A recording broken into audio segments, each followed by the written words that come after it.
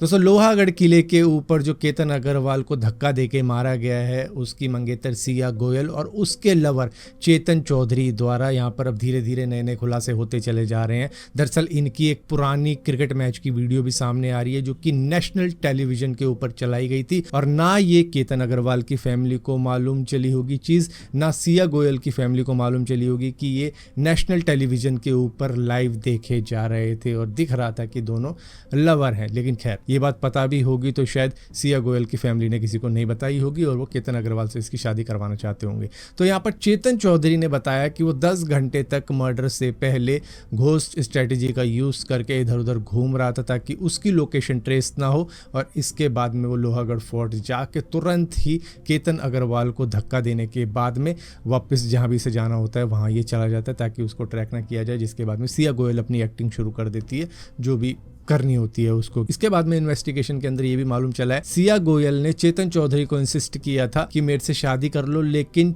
चेतन चौधरी ने कहा था कि मुझे 3 साल का वक्त चाहिए, मुझे कैरियर में सेटल होना है, उसके बाद मैं तुमसे शादी कर लूंगा। तो यहाँ पर सिया गोयल को ऐसा लगा कि अगर मैं केतन अग्रवाल को रास्ते से हटा दूंगी तो मुझे एक तो 3 साल का टाइम भी मिल जाएगा और मैं चेतन चौधरी के साथ में रह भी पाऊंगी इन 3 साल जैसे मैं नॉर्मली रह रही थी। इसी के साथ साथ जब पुलिस ने पूछा कि तुम इस रिश्ते के लिए साफ साफ मना भी तो कर सकती थी, लेकिन सिया गोयल ने बताया मना करने का कोई रीजन नहीं था, जिसकी वजह से मुझे मना करने की बजाय मुझे केतन अग्रवाल को खाई में धक्का देके मारना ज़्यादा आसान लगा क्योंकि मेरे पास कोई वजह ही नहीं थी केतन अग्रवाल को मना करने की। तो दिल्ली और एनसीआर के अंदर मानसून के आने जाने का पता ही नहीं है कब आएगा कब जाएगा, लेकिन यहाँ पर गर्मी जो भयंकर पड़ रही है मतलब रुला दिया है 2-3 दिन के अंदर ही। लेकिन यूरोप के अंदर हीट वेव कुछ इस तरीके की तबाही मचा रही है कि फ्रांस की पब्लिक हेल्थ एजेंसी के मुताबिक सिर्फ 24 जून को ही 1000 लोगों की जान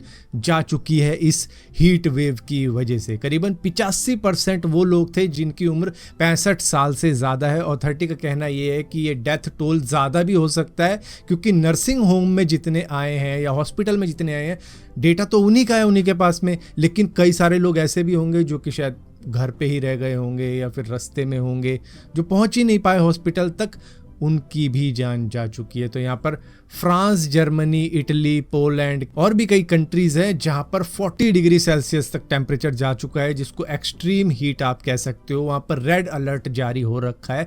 इस हीट वेव की वजह से लोगों को हिदायत दे रखी है कि आप अपने आप को हाइड्रेट रखें और सिचुएशन ऐसी भी है कई जगहों पर, मतलब कई कंट्रीज के अंदर ऐसा है कि वाटर लेवल गिर गया है। एग्रीकल्चर और इलेक्ट्रिक जनरेशन पर भी उसका असर पड़ रहा है जिसके वजह से पावर कट भी वहाँ पर देखने को मिल रहा है और पानी की कमी तक देखने को मिल रही है। इतनी भयंकर हीट वेव चल रही है। दोस्तों आप में से कई सारे लोगों ने एक शख्स की वीडियो देखी होगी जो कि पीछे से गाड़ियों में जानबूझकर टक्कर मारता है, खासतौर पे लड़कियों की स्कूटी में, या कोई लड़की बैठी होगी किसी के साथ उसकी बाइक में या स्कूटी में, कि बाद में सॉरी बोल सके कि सॉरी मेरे से गलती हो गई, मेरे से ब्रेक नहीं लगा, आपको लगी तो नहीं। इस तरीके की हरकत दरअसल एक 32 साल का यूट्यूबर गुरमान सिंह करता था जिसको अब पुलिस ने अरेस्ट कर लिया है। दिल्ली पुलिस ने अरेस्ट किया टू बी स्पेसिफिक।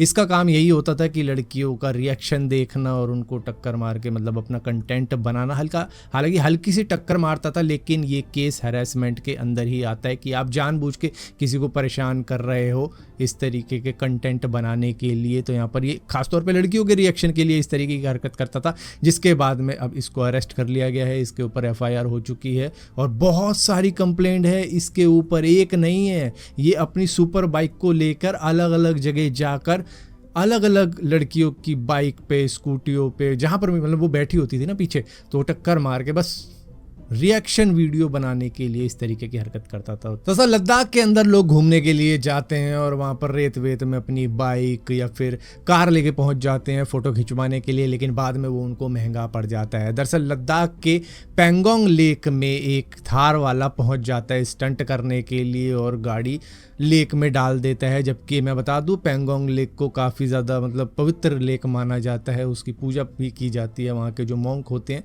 वो उसको काफ़ी ज़्यादा धार्मिक एक लेक की तरह मानते हैं, तो वहाँ पर इनकी रिस्पेक्ट करनी चाहिए। लेकिन थार वाले ने कहा कि भाई मेरी गाड़ी तो पानी में भी जा सकती है, तो उसने उस लेक के अंदर अपनी गाड़ी उतार दी, जिसके बाद में वहाँ की एडमिनिस्ट्रेशन ने करीबन 2 लाख का फ़ाइन लगा दिया है। मतलब टोटल जितने भी जने थे तो टोटल 2 लाख का फ़ाइन लगाया उस थार के ऊपर। हर टूरिस्ट के ऊपर करीबन 50,000 रुपये का जुर्माना लगाया गया है। तो ये बताया जा रहा है कि पंजाब रजिस्टर्ड थार थी, जो कि मतलब दिखा रही थी कि भैया देखो हमारी गाड़ी पानी में भी चल सकती है। तो इस तरीके से पानी में चलाने के लिए उनको 2 लाख रुपए वहाँ पर जुर्माना लग चुका है, जो कि हम में से बहुत सारे लोगों को अच्छा भी लगेगा कि चलो भैया कुछ ना कुछ एक्शन तो हो रहा है इस तरीके के लोगों पे, जो कि दूसरी जगहों पर जाके वहाँ का इकोसिस्टम डिस्टर्ब करने की कोशिश करते हैं। दोस्तों, हम इंडियंस का सिविक सेंस कितना अच्छा है वो तो आप अच्छी तरीके से जानते ही होंगे। ट्रेन के अंदर हम मूंगफलियों के छिलके फेंकते हैं, कुछ खाया वहाँ पर फेंक दिया, रोड पे भी हम इसी तरीके से करते रहते हैं।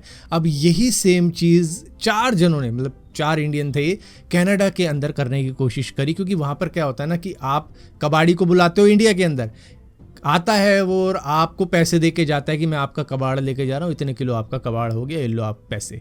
लेकिन बाहर की कंट्रीज़ के अंदर होता क्या है कि आप कबाड़ी को बुलाओगे तो पैसे आपको पे करने पड़ेंगे कबाड़ी को। ये देख मेरा इतना भारी सामान है, इसको लेके जाने के लिए मैं तुझे पैसे दे रहा हूँ। तो वहाँ पर इस तरीके की चीज़ें होती है और इंडियंस के दिमाग में आता है कि यार कहीं भी डंप कर देंगे, तो वो पहुँच जाते हैं डंप करने के लिए। ब्रिटिश कोलंबिया का एक एरिया है, वहाँ पर पहुँच जाते हैं, जिसके बाद में एक कैनेडियन रेजिडेंट इनका पीछा करता है, ये समझते हुए कि ये कुछ ना कुछ तो गड़बड़ करेंगे, और वही ये करते हैं। ये अपना सोफा सेट वगैरह एक सुनसान इलाके में डंप करने की कोशिश करते हैं, जिसके बाद में वो इनको पकड़ता है और इसके बाद में इनको फिर खरी खोटी सुनाने के बाद में, अच्छी तरीके से बेइज्जती करने के बाद में, वापस इनसे वो सारे सोफे सेट वगैरह जो इन्होंने फेंके होते हैं, डंप किए होते हैं, वो निकलवाता है कि निकालो और अपना कूड़ा अपने साथ लेके जाओ अपने घर पे। और हाँ, इन चंद लोगों की वजह से, हालांकि इंडिया के अंदर तो भरमार है, मतलब कमी ही नहीं है जिस तरीके से कूड़ा वूड़ा इधर भी कहीं भी डंप कर देते हैं, जो भी कोना कपड़ा मिला वहाँ फेंक दिया।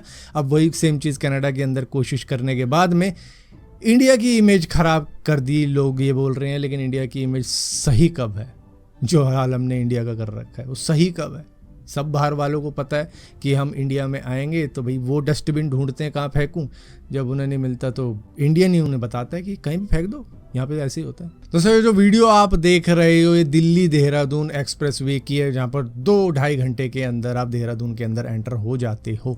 लेकिन यहाँ पर ये टियागो वाला दरअसल इस टर्न को मिस कर देता है, जिसकी वजह से वो रिवर्स में जा रहा होता है एक्सप्रेस वे के ऊपर, जहाँ पर 100 से नीचे कोई गाड़ी चलती नहीं है। मतलब वहाँ पे लिमिट ही 100 की रखी हुई है कि 100 तक आप चला सकते हो। सोच के देखो, इस जगह के ऊपर जहाँ पर इतना खाली रोड रहता है, इतना खाली रोड रहता है कि आप सोचते होंगे यार एक्सीडेंट कैसे हो जाते हैं। ऐसे हो जाते हैं एक्सीडेंट कि आप एक कट मिस करते हो, उसके बाद में रिवर्स करने की कोशिश करते हो, पीछे से गाड़ी आती है, उसको लगता है भैया सभी चल रहे होंगे कि बिल्कुल खाली रोड है, और इस तरीके से फिर टक्कर हो जाती है स्कॉर्पियो और टाटा टियागो की, जिसकी वजह से 4 लोगों की जान चली जाती है और एक फैमिली तो पूरी ही खत्म हो जाती है, जो कि एक्चुअली में जा रही होती है हरिद्वार। दोस्तों, एक बहुत ही हॉरिफिक केस सामने निकल कर आ रहा है राजस्थान से। ये वीडियो ऑलमोस्ट कंप्लीट हो चुकी थी, सब कुछ हो चुका था, लेकिन बाद में जब मुझे मालूम चलता है इस तरीके के क्राइम के बारे में, तो मैं खुद शॉक में पड़ जाता हूँ कि क्या इंसान है। अब इस दुनिया में इंसान रहते भी हैं या नहीं रहते। क्योंकि राजस्थान के गंगानगर के अंदर, श्री गंगानगर के अंदर एक्चुअली में 13 साल की एक बच्ची को रिक्शा ड्राइवर किसी तरीके से बहला फुसला के अगवा कर लेता है और उसके बाद में किसी होटल में उसको बेच देता है। और होटल में बेचने के बाद में होटल ओनर क्या करता है, उस लड़की की पिक्चर अलग अलग ग्राहकों को भेजता है, जो कि मतलब प्रोस्टिट्यूशन के अंदर होते होंगे, जाते होंगे, और उस लड़की को करीबन अलग अलग 5 होटलों के अंदर इधर उधर सप्लाई किया जाता है और 30 लोग उस लड़की का रेप करते हैं। कोई भी रोकता नहीं है, कोई भी उसके अंदर इंटरवीन नहीं करता है, कोई भी ये नहीं समझता है कि ये गलत हो रहा है। 13 साल की बच्ची के साथ में कोई उसकी कंप्लेंट नहीं करता है, और ये 30 के 30 आदमी होते हैं और इन सभी को पुलिस ढूंढ रही है निकाल के। हालांकि 10 लोगों को अरेस्ट कर लिया गया, जिनके ऊपर पॉस्को एक्ट लगा है, क्योंकि तुमको मालूम होते हुए भी तुम इस तरीके का जघन्य अपराध कर रहे हो, तो फिर क्या ही किया जा सकता है। मतलब विश्वास ही उठ चुका है कि इंसानियत नाम की चीज़ भी है।